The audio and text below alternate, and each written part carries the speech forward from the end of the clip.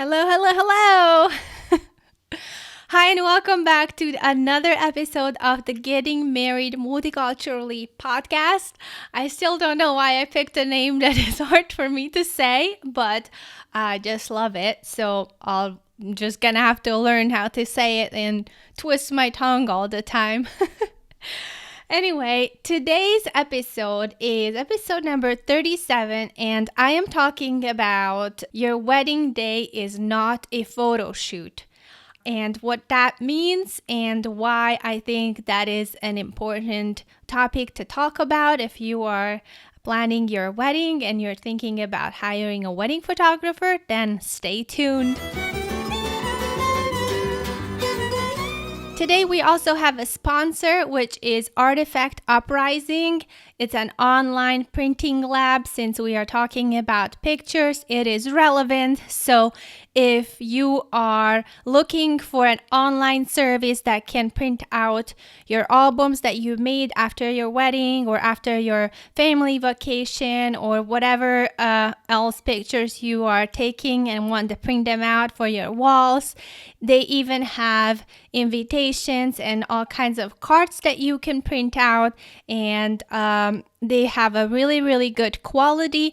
They have a really good system that helps you upload and put together the album layouts.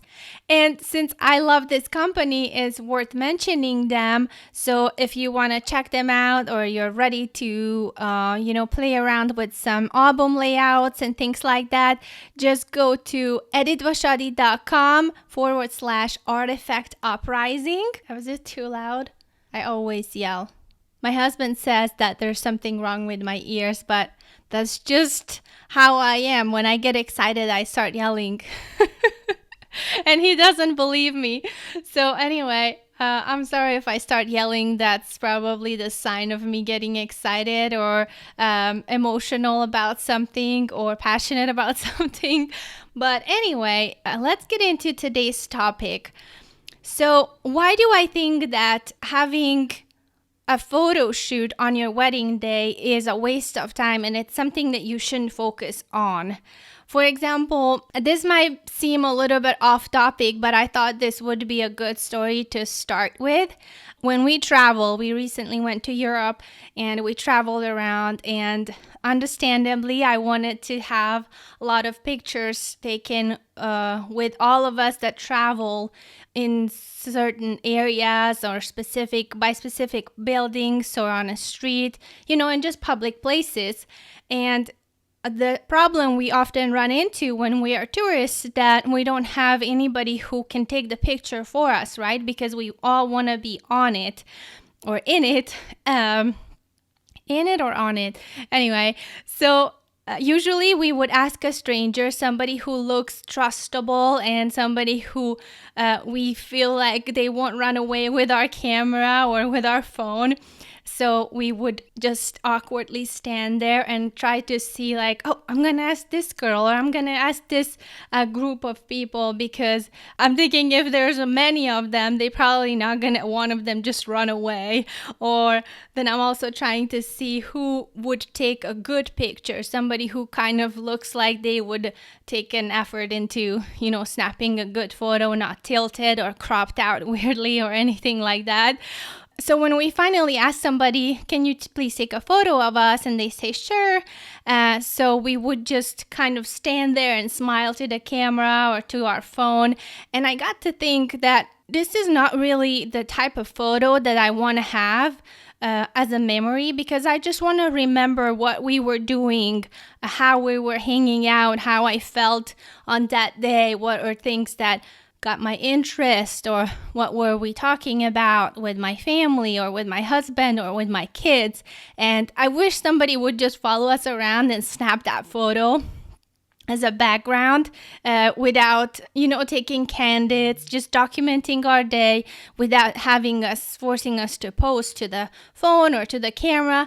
So I got to think that how weird would it be if I would ask somebody, hey, can you please take a photo of us? And then I would just stand there and just start, talking to my husband, or start walking, or I don't know what else I would do. Just do what I was doing at that moment before they walked there.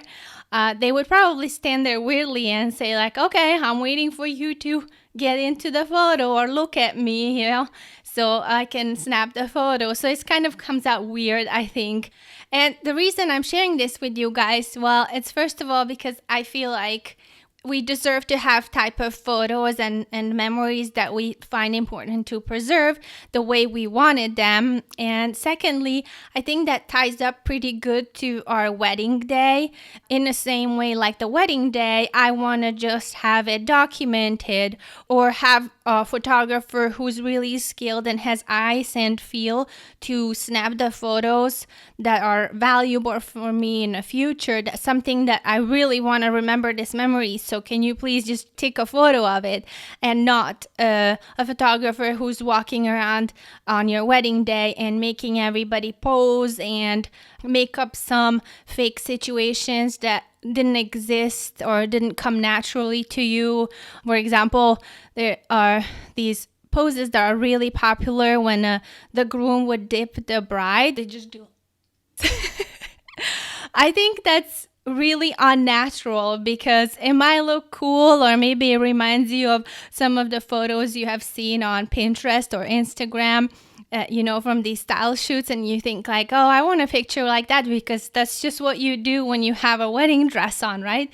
But it's not something that people usually would do on their wedding day unless you're dancing, but then you can kind of tell that it was a dance move that was captured in the right moment. So anyway, I'm getting off the track again.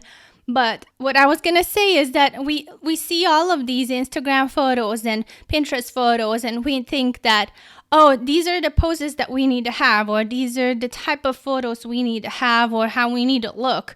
And we send this list to our photographer and say like, okay, I want to have a photo like this, me standing like this, doing like that, my mom helping to put my dress on. And that might not be applicable to your own wedding because maybe the emotions are not coming out the way you expect or imagined, or maybe somebody's having a bad day, or there's a kid crying in the background or something like that, but it's just part of your story. Or it's really hot, or it's really dark in your room, or there's mess around you. I wouldn't say it mess, there's just a lot of information on a picture. For example, in your getting ready room, sometimes photographers would take their time to clean up the mess and then take photos of you. But I think that mess and food and drinks and gifts and socks around and dresses hanging, that's all part of the story. It's part of your day.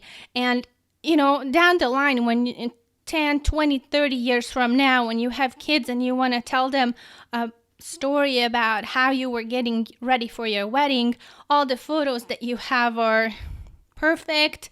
There's no mess, you can't see any details, but just imagine having all of that detail on a picture, and then you can tell them, oh, look, we had this kind of champagne. And by the way, I know you can have these pictures as little detail shots, just a picture of the food or a picture of your accessories or whatever, but I think having them in a real environment is just tells more stories and gives you more emotions. So that's why you may feel the pressure to have this staged photo shoot for hours, or waiting for a photographer to tell you what to do because you are scared to move anything or stand in a certain way, or how do I need to act or do this and do that to make sure that we get those pictures. So overall, this episode is about making you rethink this purpose and making you consider, is that how I want to spend my wedding day? Okay, you can have some compromise and do a little bit of photo shoot and then a little bit of just having your own time without the pressure of taking pictures. But again, I feel like what happens when there's no pressure of a photo shoot is more important than what happens when it is a photo shoot.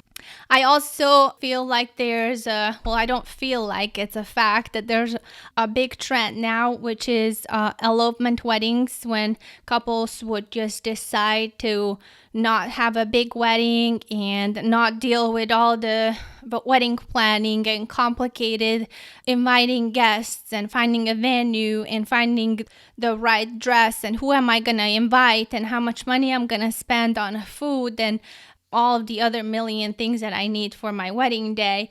They just want to get married. They just want to start this new chapter of their life without the big fluff and celebration.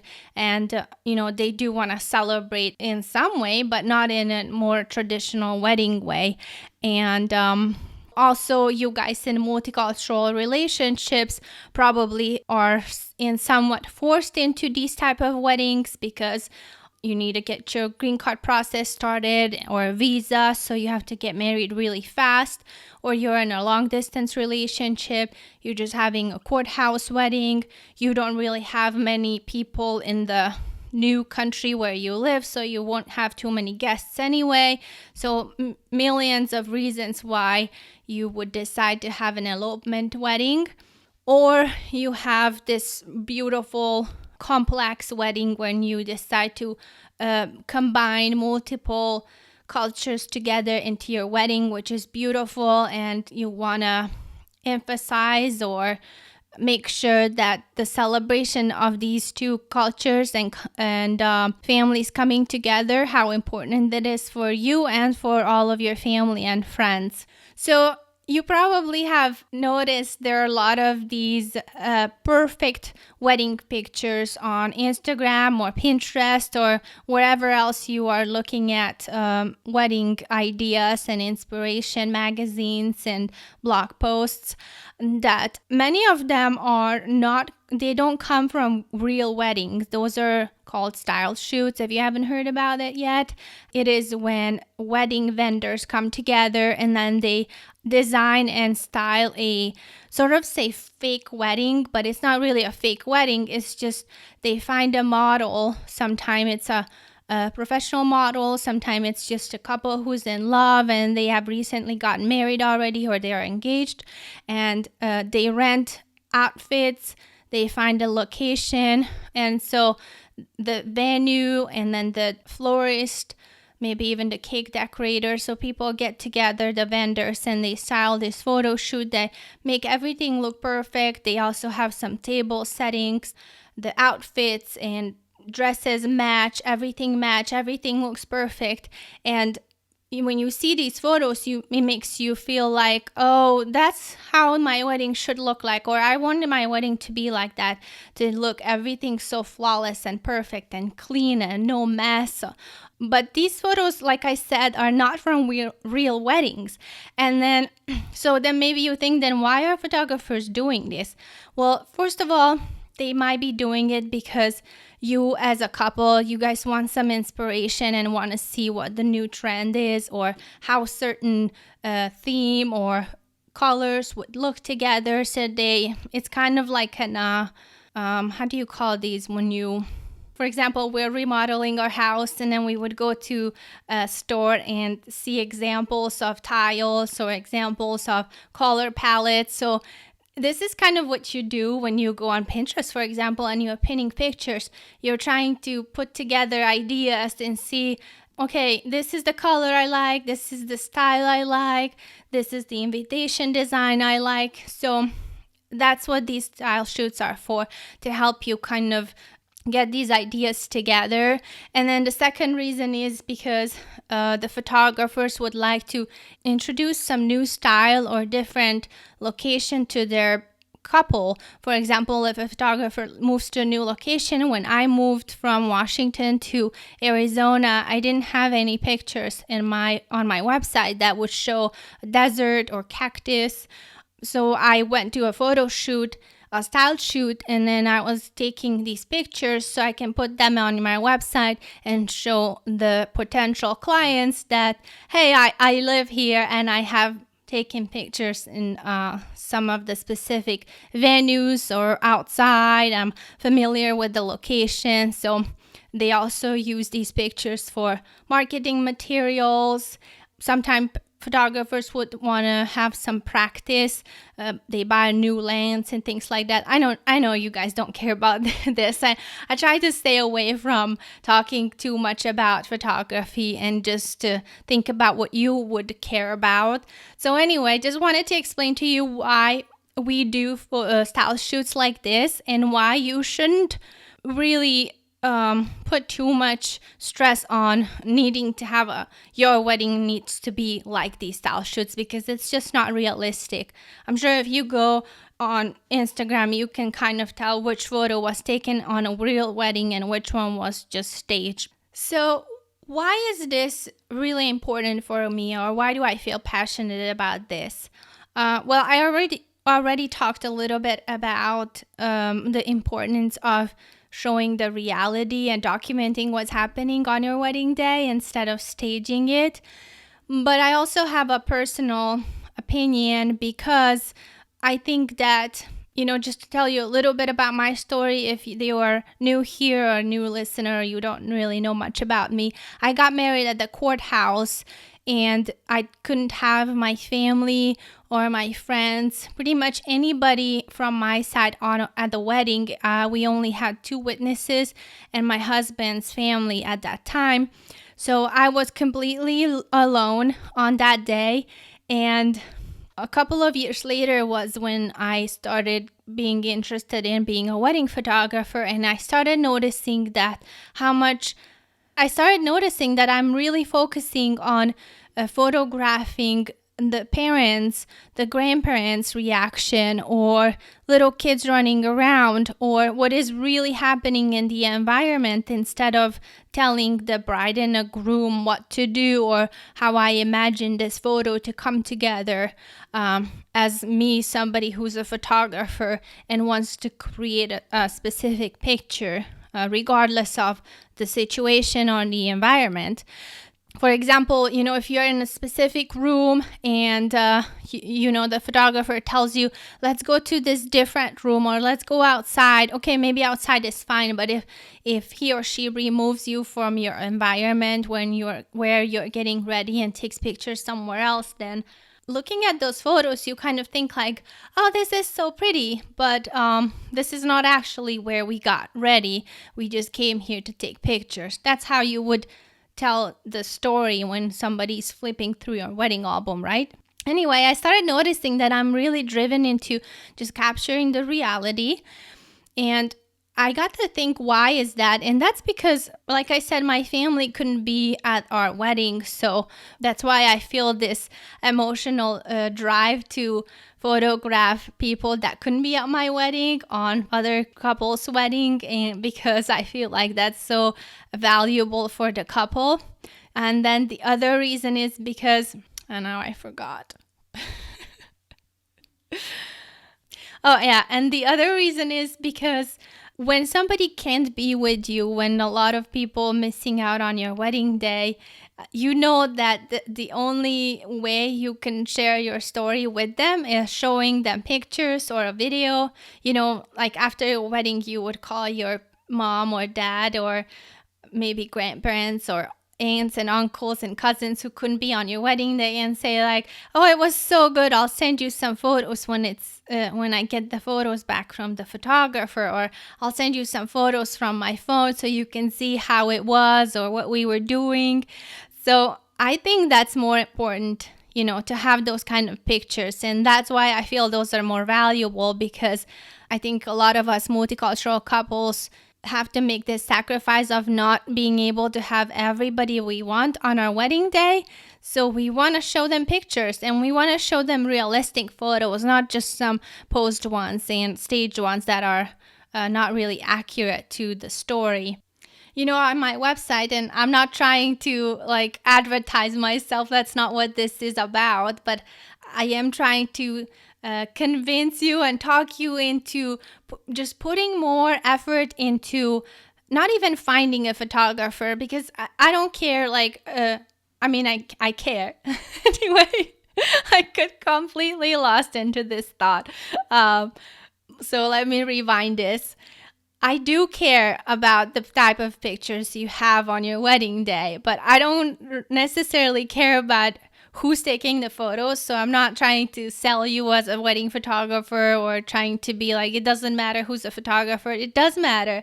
I just want you to care enough to have realistic photos and to have somebody who's focusing on documenting this day other than staging and making fake moments.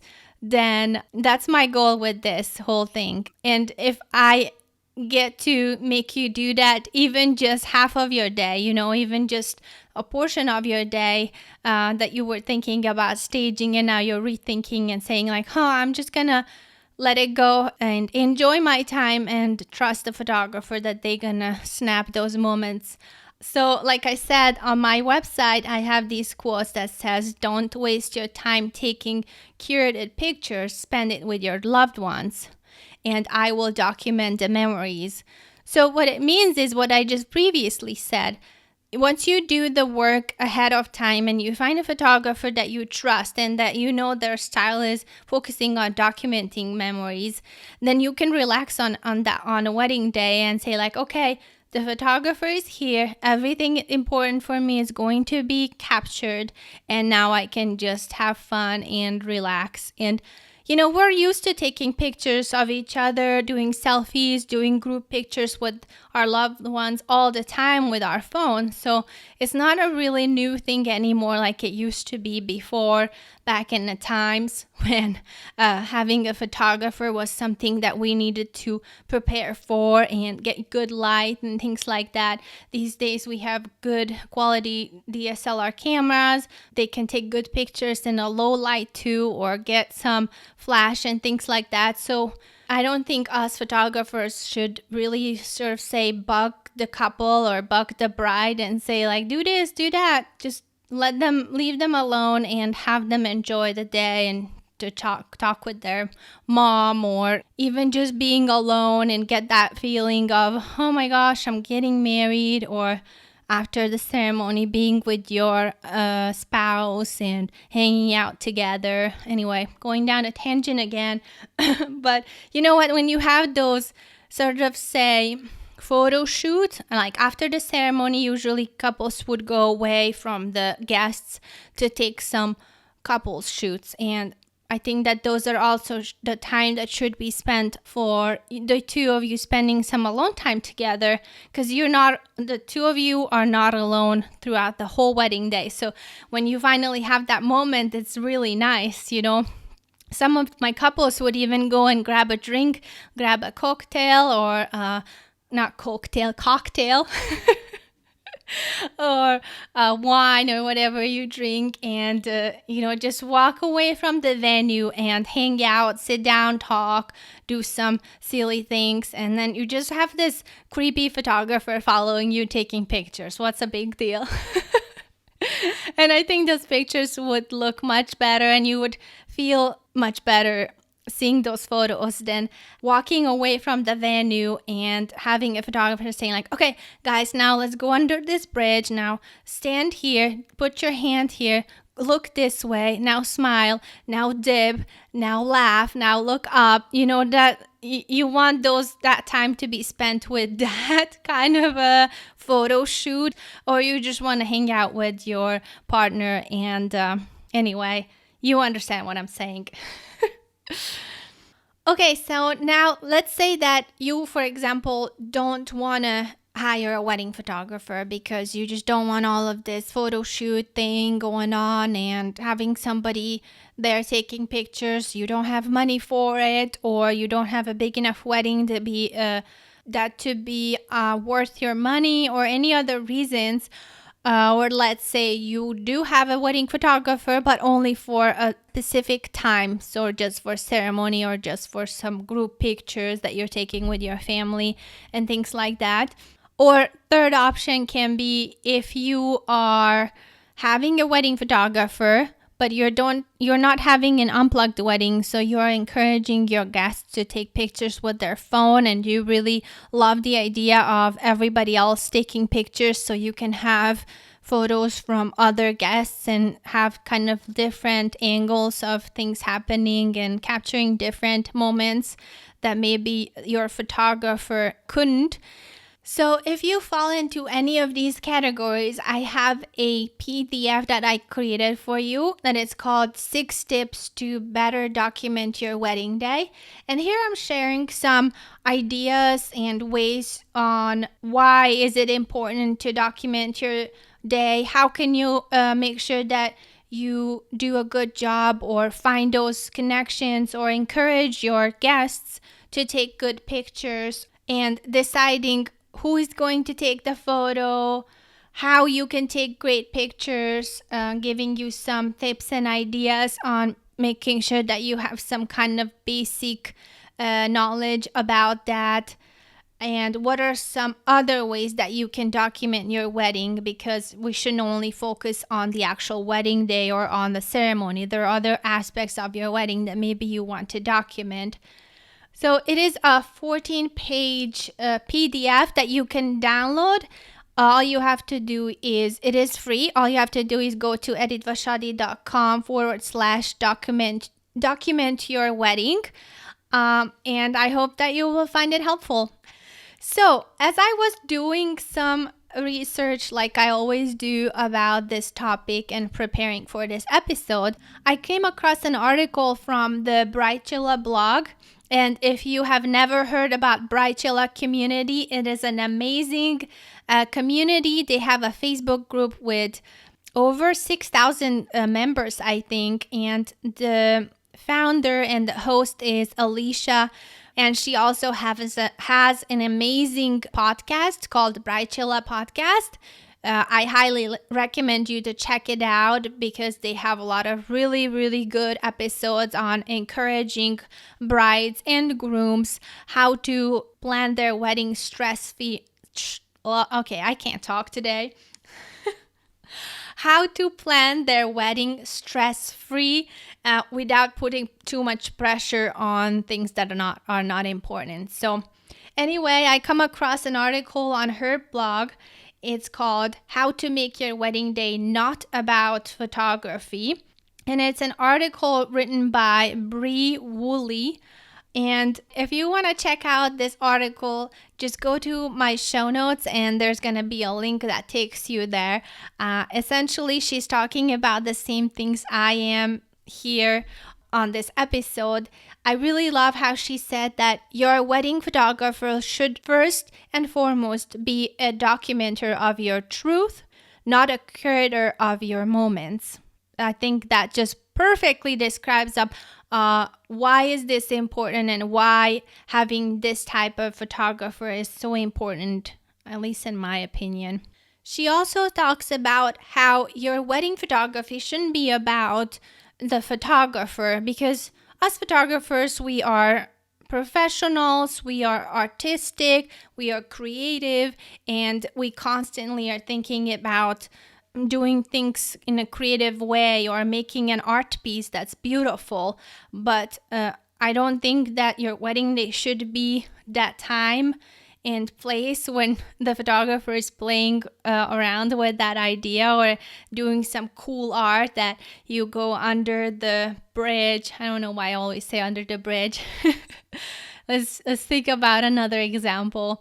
I just always see these really dramatic, scenic pictures, and I'm not mocking on any photographers. Please don't get me wrong. It's not like I am against these type of photos. I just think that those photos should be taken before or after your wedding day when you're more relaxed and less pressure, and you can focus more on creating these amazing photos and maybe go to a different location where it's beautiful.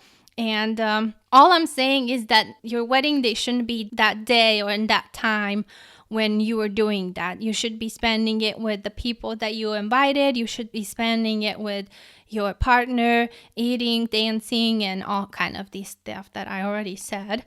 You should really just be who you are and do whatever you enjoy. Maybe you don't like dancing. I'm sorry I said that example. Maybe you planned a lot of games with your guests. Maybe you have a lot of kids and you're excited to see them. Maybe you're having a kids-free wedding.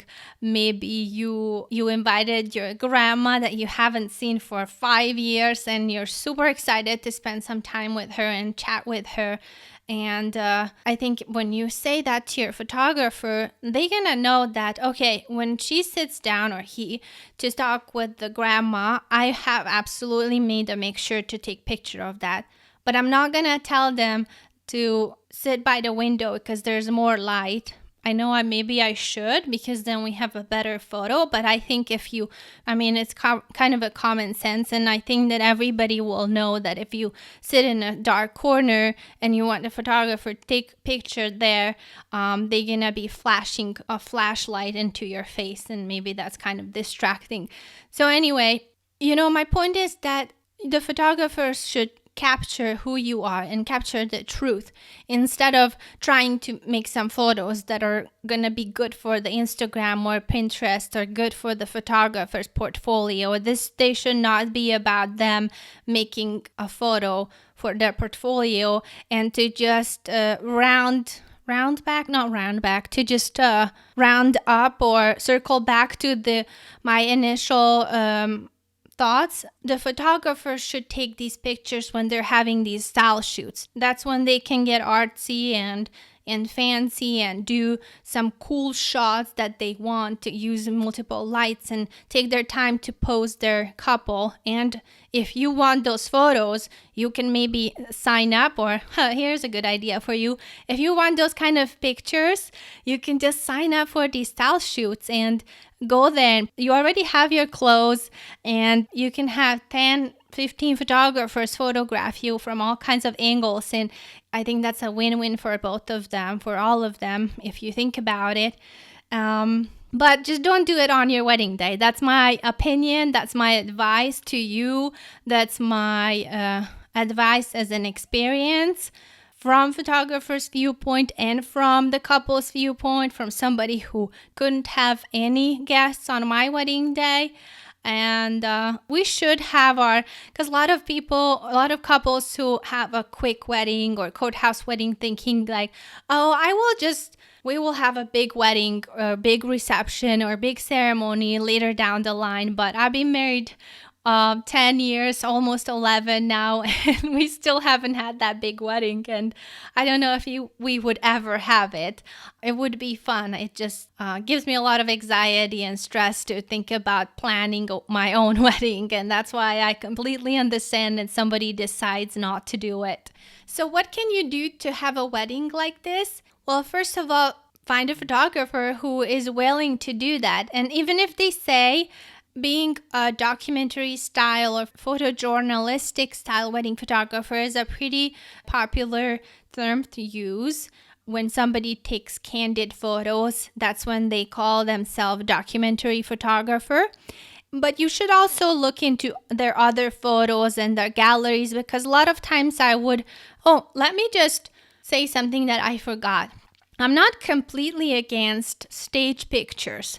Having group pictures of you as a couple, just the traditional ones, just standing somewhere looking straight at the camera, close-ups, or having pictures with your parents, standing looking at the camera. Those photos are important. I'm not telling you that to not have that or don't waste your time taking those, but it shouldn't take you too long.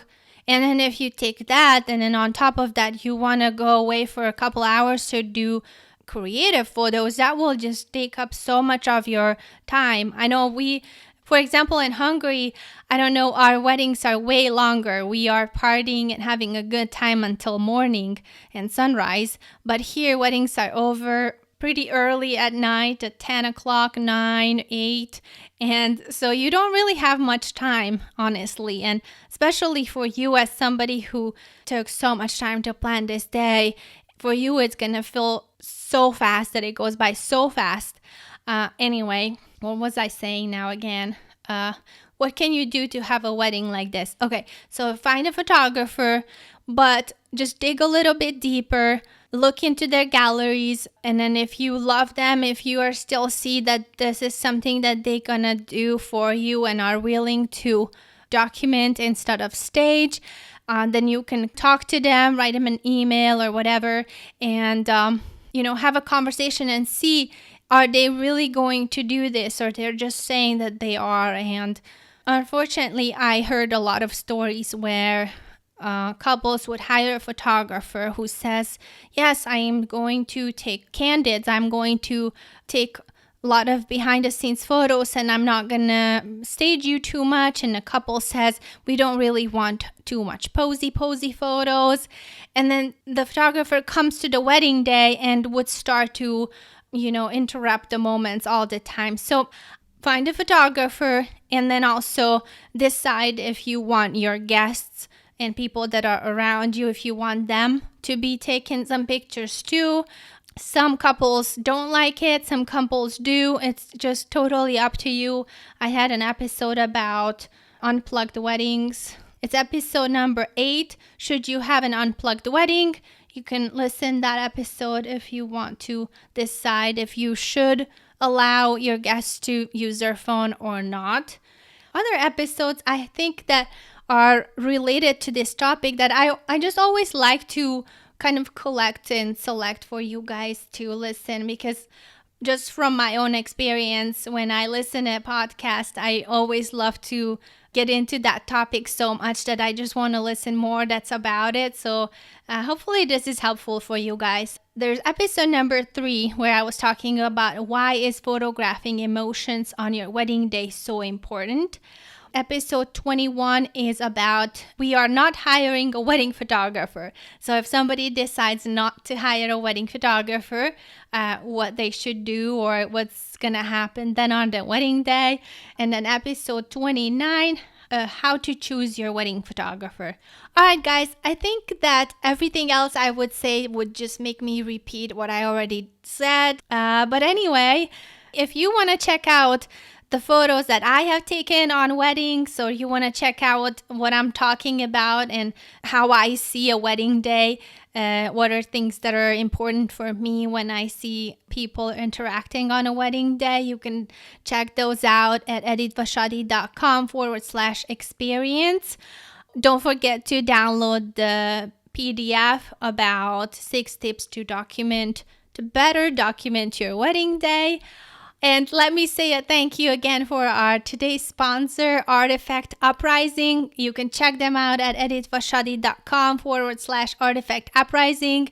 All right, guys, if you found this episode helpful or useful, if you know somebody that would benefit from listening, don't forget to share it with them. You can find all the links, articles, and videos, see pictures on my blog post that I have about each episode. This one is going to be called edithvashadi.com/not-photoshoot-wedding. The last thing I have left to share is what am I going to be talking about next week. I'm talking about the dangers of feeling isolated when moving to a foreign country. And maybe danger is kind of a dramatic word, but just wanted to emphasize that when you feel isolated and lonely after moving to a foreign country, to a place where you don't know anybody, that how dangerous that can be. So that's pretty much what next week's topic is going to be about. So if you have moved to a new country, you're about to move to a new country, you're thinking about moving, that's going to be an episode for you. So until then, thank you so much for listening all the way to the end. I will talk to you guys next week. Have a great day. Bye, guys.